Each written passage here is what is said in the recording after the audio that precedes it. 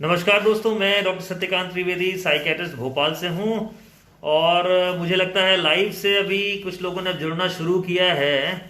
तो सुबह का वक्त है और लगता है लोग लॉकडाउन के कारण लंबा सो रहे हैं, ये कारण हो सकता है। तो एनीवेज दोस्तों, अब लोगों ने जुड़ना शुरू कर दिया है, तो मैं अब बात करता हूँ। जैसा कि मैंने विषय लिखा है, कोरोना और आर्थिक स्थिति के बारे में, कैसे हम इसको मैनेज करें, क्योंकि ये एक बड़ा कठिन समय है। और मुझे ऐसा लगता है ये समय ऐसा है जिसमें हर व्यक्ति को आर्थिक समस्याओं से जूझना पड़ सकता है। समस्याओं से भी ज्यादा अगर मैं कहूँ तो मुझे लगता है कि बदला हुआ स्वरूप हमें देखने को मिल सकता है, चाहे वो किसी भी वर्ग का व्यक्ति हो या कोई भी वो काम करता हो। तो इंपॉर्टेंट बात यह है दोस्तों कि कमाने के लिए और आर्थिक स्थिति घर की मेंटेन करने के लिए सबसे इंपॉर्टेंट बात क्या है? निश्चित तौर पर आप कहेंगे नौकरी है, निश्चित तौर पर आप कहेंगे कि जॉब का प्रोफाइल है, निश्चित तौर पर आप कह सकते हैं कि हमें कितनी सैलरी मिलती है, हमें कितना कमाता हूं। लेकिन ऐसा नहीं है। घर की आर्थिक स्थिति को मेंटेन करने के लिए सबसे इंपॉर्टेंट चीज है वो है कि हम जीवित हैं। तो ये जो कोरोना काल है, हमारी सुरक्षा की वजह से जो लॉकडाउन हुआ और जिसकी वजह से आर्थिक रूप से काफी नुकसान हुआ, लेकिन जो बेसिक बात है वो हमारी जान की सुरक्षा के लिए की गई है।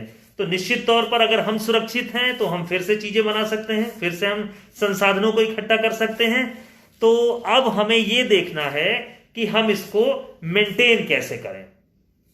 बहुत सारे लोगों के मन में ये दबाव होता है, एक मन में झेप सी रहती है कि लोग पता नहीं क्या सोचेंगे मेरे बारे में, अब मैं शायद उतना पैसा फिलहाल इतनी जल्दी नहीं कमा पाऊंगा, तो मेरे बच्चे मेरे बारे में क्या सोचेंगे, मेरे खर्चे बहुत ज्यादा हैं तो उसके बारे में लोग मैं कैसे मैनेज कर पाऊंगा, मेरे अगले महीने मेरे बच्चे की शादी है या मेरे बच्चे का एडमिशन है या मुझे वहां पे भेजना है, तो इसको मैं कैसे मैनेज करूंगा। तो सबसे इंपॉर्टेंट बात है दोस्तों कि हमें इस स्थिति को आत्मसात करने की आवश्यकता है। एज इट इज, जैसी जो भी स्थिति है उसे हमें वैसा एक्सेप्ट करना पड़ेगा। और कई बार ये मन की जो व्यथा होती है हम अपने मन में ही दबा करके चलते हैं और हम किसी से व्यक्त नहीं करते, जो कि सबसे गलत बात है। हमें चाहिए कि हम अपने परिवार के सदस्यों से अपनी आर्थिक स्थिति के बारे में डिस्कशन जरूर करें, उनसे हम बात करें कि ये आर्थिक स्थिति है और मुझे इन इन कठिनाइयों का या हमें सामना करना पड़ सकता है। कई बार कुछ लोग झेप में जब नहीं बताते तो फैमिली के मेंबर्स को रियल पिक्चर नहीं पता होती, तो ऐसे में परिवार का सपोर्ट और बढ़ता है। और जैसा कि आप देखें कि मैं अपने पिछले कुछ पोस्ट से ये बात कर रहा हूं कि यहां पर हमें कोरोना के जो बेसिक रूल्स हैं बचने के लिए, सोशल डिस्टेंसिंग हो गया या हैंड हाइजीन हो गई या रिस्पिरेटरी हाइजीन हो गई, उससे भी ज्यादा इंपॉर्टेंट हमारे लिए है कि हम मितव्ययी बने, हम अपने खर्चे के तरीकों को बदलें, हम जो हमारा जो लाइफ स्टाइल है उसमें परिवर्तन लाने की जरूरत है। यूजुअली दोस्तों, हो सकता है आपको ये बात हो सकता है बुरी लगे या आपको टच करे, लेकिन महत्वपूर्ण बात यह है कि हमारे बहुत सारे जो खर्चे होते हैं वो हमेशा पीयर प्रेशर में होते हैं। पीयर प्रेशर से मेरा आशय है कि मेरे पास, उसके पास ये वाला मोबाइल है, मेरे पास भी, तो वो इस कार से चलते हैं, मुझे भी इस कार से चलना चाहिए, उन्होंने इतना बड़ा मकान बनवा लिया, हमें भी इतना बड़ा मकान बनवा लेना चाहिए।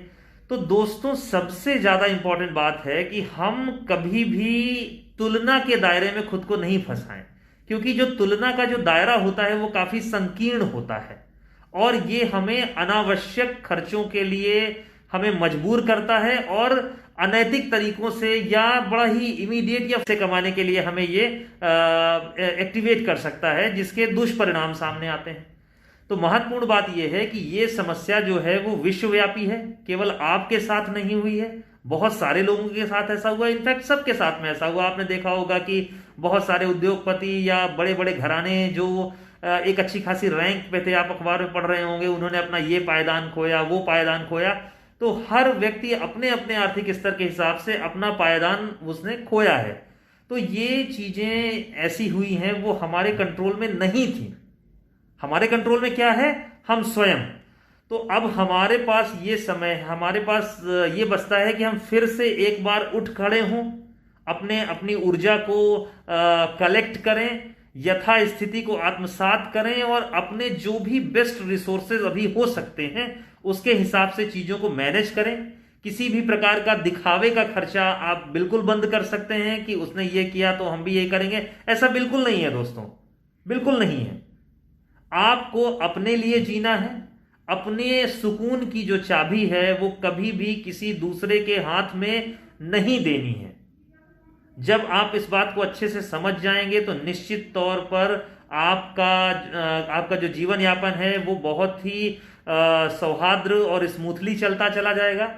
आप देखिए कि हमारे जीवन यापन के लिए विशेष खर्चों की जरूरत नहीं होती। हमारा जो सूरज आ रहा है उसमें लॉकडाउन नहीं है, धूप आपके लिए फ्री है, आपके लिए जो बेसिक रिक्वायरमेंट है ऑक्सीजन वो आपके लिए फ्री है, इन्वायरमेंट आपको दे रहा है, आपको ऊपर वाला पानी दे रहा है। तो हमारा अगर जो बात जीवन यापन की होती है दोस्तों, तो उसके लिए हमें ज्यादा खर्चों की जरूरत नहीं होती है। अननेसेसरी, अनावश्यक रूप से आप बाजार की चपेट में ना फंसे, क्योंकि बाजारवाद की जकड़ में आने के बाद ही आपके घर की आर्थिक व्यवस्था गड़बड़ होती है। और फिलहाल कोई भी नया निवेश आप बिना इंपल्सिविटी में नहीं करें, आवेश में नहीं करें कि हमने ये आया, हमने ये कर लिया, हमने ये पॉलिसी शुरू कर दी, हमने ये जमीन ले ली, हमने यहां पे खर्चा कर दिया।